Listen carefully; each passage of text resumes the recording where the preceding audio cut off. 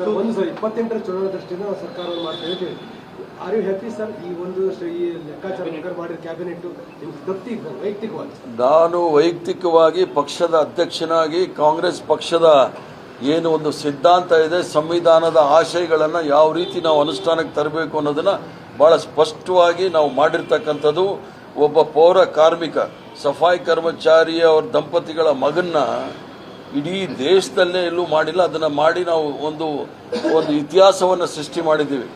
ಯಾವುದೇ ಪಕ್ಷದಲ್ಲಿ ಆ ಥರ ಅವಕಾಶಗಳು ಸಿಕ್ಕೋದಿಲ್ಲ.